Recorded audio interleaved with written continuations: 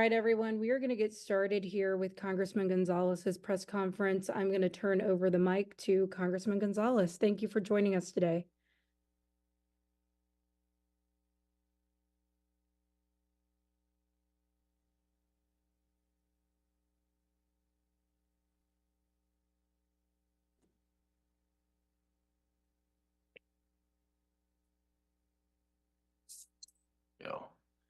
All right, let's try that again.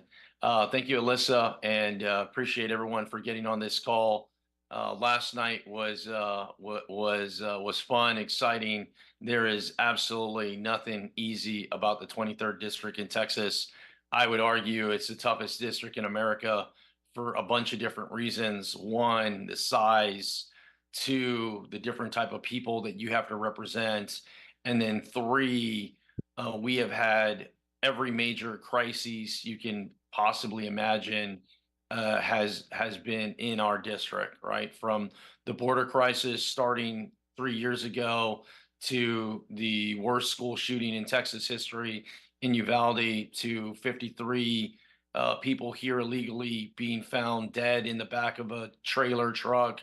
I mean, you name it, it has been nonstop for us. We very much have been at the center of this border crisis, whether it's Del Rio with the Haitians under the bridge a couple years ago, whether it's El Paso with the Venezuelans under the bridge just this past Christmas, or whether it's El Paso, which is currently kind of in a constant state of emergency with some of the folks that are assaulting either Border Patrol agents or National Guardsmen or bum rushing the ports of entry. This is the 23rd district, and you better have thick skin, and you better be ready to go. And this has been my 7th election.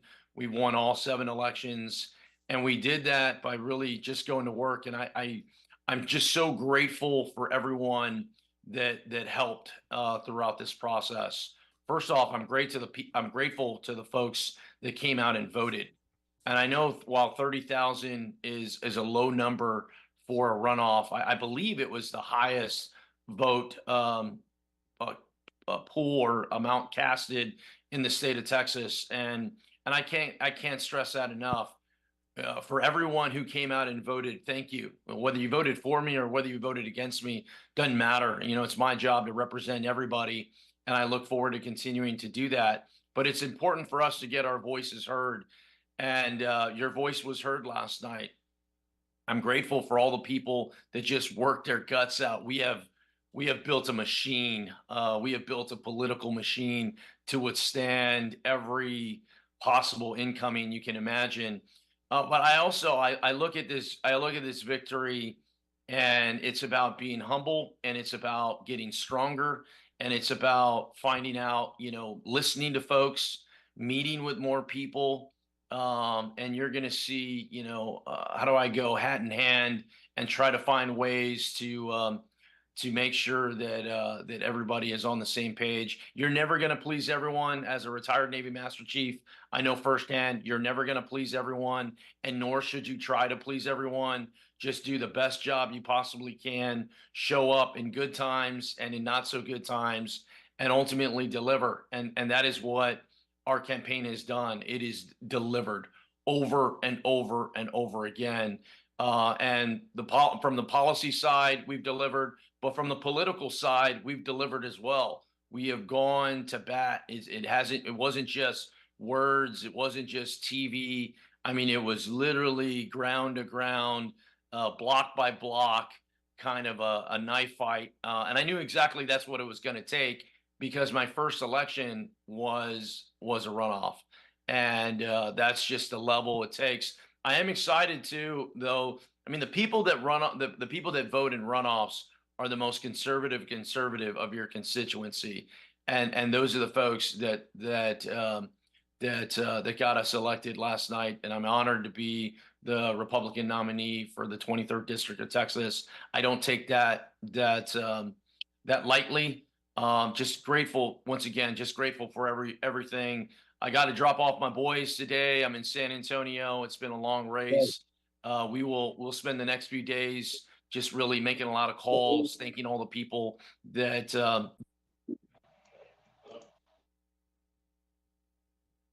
and I can't thank all those endorsees enough too, right? From Governor Abbott, which was a big key to our success, to Lieutenant Governor Dan Patrick, big key to our success. National Border Patrol Council, they were great. All the sheriffs that helped us throughout, San Antonio Police Officers Association, San Antonio firefighters.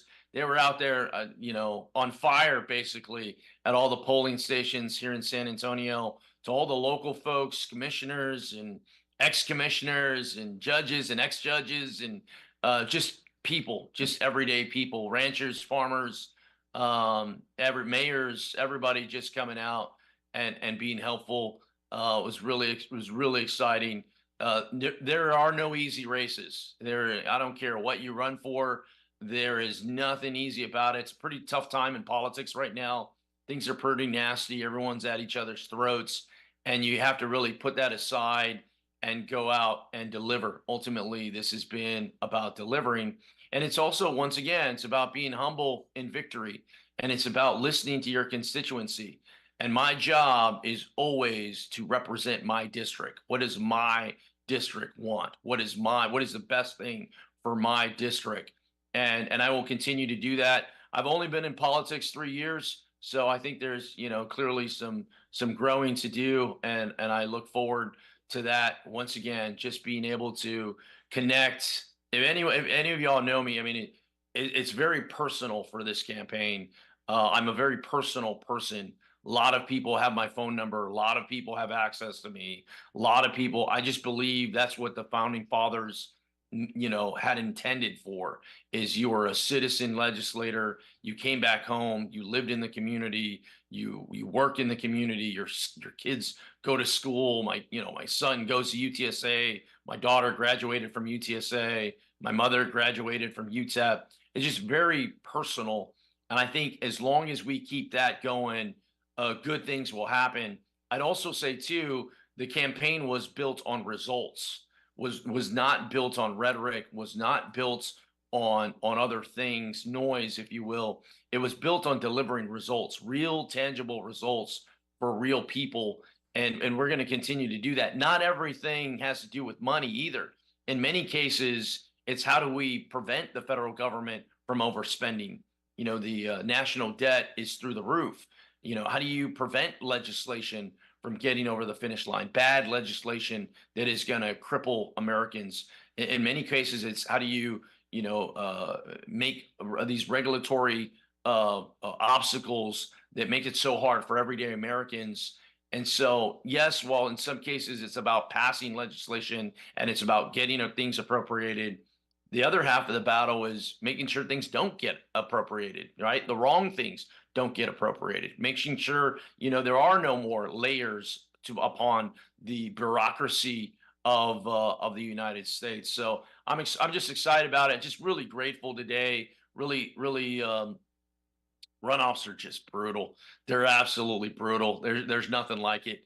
And I've already won 2 of them. So I also think iron sharpens iron, and I am as sharp as can be. We will continue to get better. We'll continue to get stronger. We will continue to listen.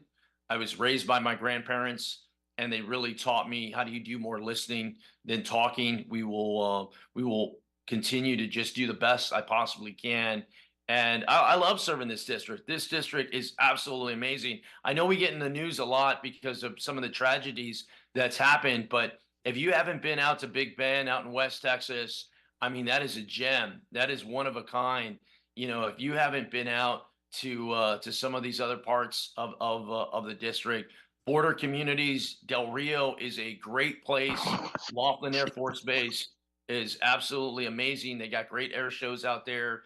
Eagle Pass always gets a lot of attention for the border crisis, but there's so much more to that community. Has very rich in culture. Uvalde, once again, is a great agricultural community. The people there are just wholesome. I grew up not far from Uvalde in Camp Wood, clearest water I've ever been around. And then you've got Hondo and Divine and Natalia and Dehennis and Lacoste and all these other places where you're really seeing the growth of San Antonio start to kind of change some of those areas. And the people that live there are fighting tooth and nail. How do you maintain that growth, right? And have a positive development of their county, but also maintain their identity for who they are. So this whole district is just absolutely incredible. Fort Stockton, Alpine, Pecos, just great. We've been able to do a lot of wonderful things. Appreciate last night. Once again, tonight was about, or today was really about being grateful. And I look forward to November. I look forward to continuing this campaign. Let's go ahead and take a couple of questions, and then we'll let everybody get back to their day. All right, everyone. Thank you very much. We're going to start with Mike Ford. Hey, Congressman, congratulations, and thank you doing this call. We appreciate this today. I wanted to ask you, you faced an opponent in this runoff who is from outside of Texas. He was backed by people from outside of Texas, like Congressman Matt Gaetz from Florida. I was hoping to get your thoughts on whether this runoff shows the limits of outside influence on Texas elections. Yeah, Texas is kind of an interesting place. If you're a Texan, you love being a Texan. I mean, it's an identity. I mean, one of my good friends, Jerry Beck, had a shirt. He goes, "I'm an American until Texas secedes," right? And then I'm a Texan. So I mean, just like Texans are all about Texas, and I think that absolutely played a part. I mean, I would say, one of my disappointments, and I hope to remedy this is I'd love to have Wembanyama's endorsement next election cycle. I think that would sew up a lot of issues. I jokingly say that I'm a huge Spurs fan, and I tell you what, it's pretty tough for me to watch and be rooting for the Mavs here against the Wolves. But I say these things to go. It is very local. It is very personal. We just do things a little different here. And while the outside influence clearly plays a role. I mean, there's no doubt. I mean, it's not like I won by 100 points here, right? It clearly plays a role, and the national politics play a role, and what other people have to say play a role. But at the end of the day, this is our district, and we are going to determine the future of it. But I want to determine that future together. I want to determine that future by listening to more folks, walking through different situations. And I'd be the first to admit, like, I have made mistakes. I will continue to make mistakes. I'm doing the best job I can. And I'm also starting to learn too. In Washington, I often get two choices, and that choice is bad and worse. And to be able to kind of walk through people or listen to folks and make them really just have a seat at the table. For me, this is always about, how do we get a seat at the table? How do we make sure that we bring this direct flight from San Antonio to DCA? How do we make sure, in San Antonio, we get a brand new VA hospital, a state-of-the-art VA hospital? How do we make sure Fort Sam Houston, where our honored people are buried, it doesn't look ancient, that we have new modern things? And then if you're some of these smaller communities, I mean, I'll give you an example. Out in West Texas, out in Marathon, I mean, that school doesn't have a C. I'm talking about from the niceties to the most basic things. What about us, right? There's some places that don't have indoor plumbing. I mean, we worked real hard with the city of Von Army to help on that project, and that's just the beginning. There's a lot more things that have to happen. Community centers in Natalia, that one's going to be great. Community centers out in Jeff Davis County, that's going to be great. There's just so many different things that we've delivered. But to your point, this race was about Texas. Hell, I ran a Pace Picante sauce ad, which I just thought was just a lot of fun to do. And I mean, we wanted to inject some humor into the race. These races get really, really tough, and they get really brutal at the end. And that Pace ad was a way to just inject some humor into it, because I think that's what our district is. We're serious. We fight. We like to fight. We like to win. We're always ready to go to battle, but we also want to be respectful of one another too. And that's where I'm at. I mean, this isn't about gloating. This isn't about spiking the ball. This is about basically being humble and going, all right, now how do I listen to the to the other folks that, that did not cast their vote for me this round. Why didn't they cast their vote for me? What can we do to make sure that they feel as if they're represented? I think that's one thing in America. So many people are so upset because they don't feel as if they're represented.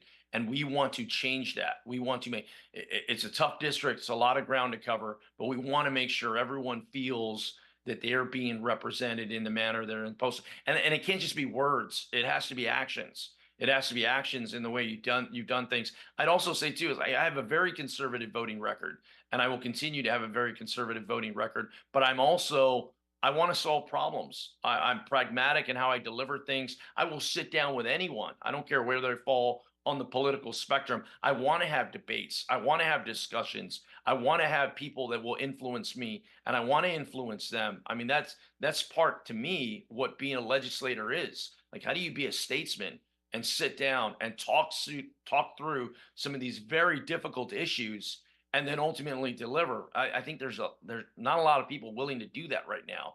Everyone wants these sound bites, and I get it. I mean, I give sound bites all the time too.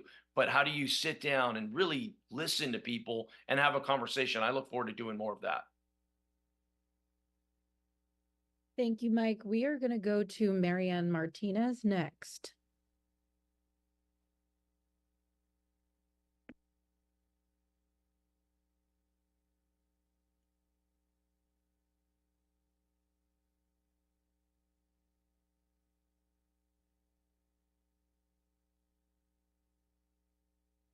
Marianne, are you with us?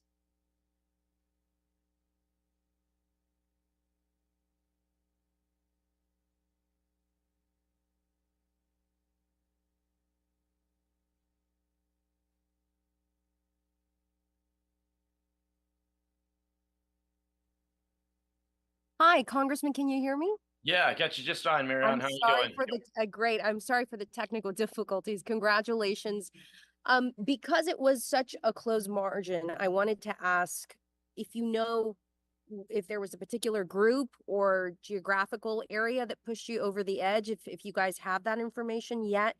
And number two, I think a lot of people are wondering what if the results had gone a different way, what would this district, given the importance on the border, what would it look like in the hands of as Michael asked, either an outsider or someone who many people consider to be extreme? Yeah, first, I would argue that it wasn't a small margin of victory. 7 votes I won by 400 more votes than I did the first time that I won in a runoff. It was a big win for us. I say that jokingly because our team, of course, as we're tracking everything, 407. That's a pretty tight margin. And I was joking, you should have been here on election night when we won by 7 votes, and then ultimately 39 votes after everything was said and done.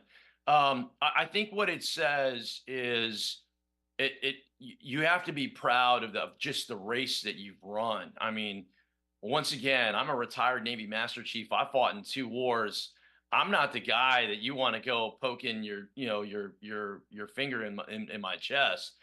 You're going to get everything I got every single time. That's just the way I operate. And our team behind us has been all in. So many different young people going out there, knocking doors, making calls, writing letters. People within the community writing letters, urging their folks to get out. I mean, I still got to look at the numbers on kind of where everything's at. I mean, I have a little bit of idea. I think we did really well in Uvalde, and I'm appreciative of that. I know we did really well in Bexar County. I just the way I look at it, it's less about the numbers and like, oh, where'd you do great, not, and it's more about overall. It's almost like the score is now 0-0. And how do you go to every single county, and how do you get better? And how do you just interact more, talk to more folks? And once again, I've only been in the seat a little over 3 years. I just still haven't met a lot of folks. It just takes time. It's not like as if I grew up in politics and I know all these people, and it just takes time. And honestly, it also takes time for people to trust you and be able to go, you said you were going to do this and you delivered on it. And also sometimes if you can't deliver on it, it's not necessarily your fault, or it's not necessarily their fault. Is all these other things in place. But my commitment is it's the way I've ran every race, and I firmly believe it's the reason I've won all 7 races I've been in, is I will show up over and over and over again, nonstop. No matter how small your town is, no matter how big your town is, I will continue to show up. I think another large part of our success, I spent a lot of time, energy, and resources on our first responders. One thing that I learned out of the Uvalde incident was first responders weren't on the same network. They could not talk to one another. In any emergency, that is the first response. Everyone wanted to talk about these other things, and I'm going, well, how do we solve that? And we have literally delivered tens of millions of dollars for the district to just bring communications to everybody. I'll give you an example. We have a project this year in Medina County that's going to bring 550 radios to first responders across everywhere, not just one little city or not just one part of the county, everywhere. And we've been replicating that throughout the district, right? Especially if you're in some of these rural communities. If you're in Terrell County or Brewster County or Hudspeth, some of these really large counties, you lose communication. So it's some of those basic things, and there should be nothing political about someone having the ability to communicate with one another. And so I think that's a part of it too. And then to the other piece of it is I have worked tirelessly on the border. I know the border problem set inside and out. I mean, hell, I was on the border yesterday in Eagle Pass doing a TV hit, sharing the message. And it wasn't, oh, hey, it's election day, vote for Tony Gonzales. It was going, hey, the numbers are down because Mexico has an election coming up. And I fully suspect after this election is over in June, the numbers are going to spike way back up. And oh, by the way, the numbers may be down in here in Texas because Governor Greg Abbott has pushed very hard to secure parts of our state. But the numbers are way up in California and Arizona and New Mexico. So, it all depends on how you look at it. And oh, by the way, we're still on pace for 1.3 million people to come over illegally. So, while everyone is saying the numbers are down, that should not be the new normal in many cases. So I know the problem set inside and out, and I am genuinely looking for a solution. Why? Because my district demands it. We are tired. We are exhausted. We're done with this hell. We want to get out of it. We're tired of the high-speed chases. We're tired of having our property, being exploited. Well, we're tired of just the overall amount of resources that we have to take. Right? It is our hospitals that get consumed. It is our schools that get consumed. It's our housing. I mean, this is another piece of it too. It's great to have all these law enforcement come from all over the state and the country to come and help out. But guess what? You can't get a hotel room, or you can't rent. In some cases, I did a ride along with, and it's not just along the border. It's all throughout. I did a ride along with the new police chief in Uvalde, Homer Delgado. And I'm like, hey man, I just don't want to be in an office. Give me a ride along. You tell me whatever the hell you want me to see. And he takes me to this very impoverished area. He go, here's the deal, Tony. There are no houses to rent in Uvalde, because all the houses that are rented are, in many cases, they're going to law enforcement. So if you live there, once again, if you live here, you're the one that's getting put at the back of the line. That's why you're upset.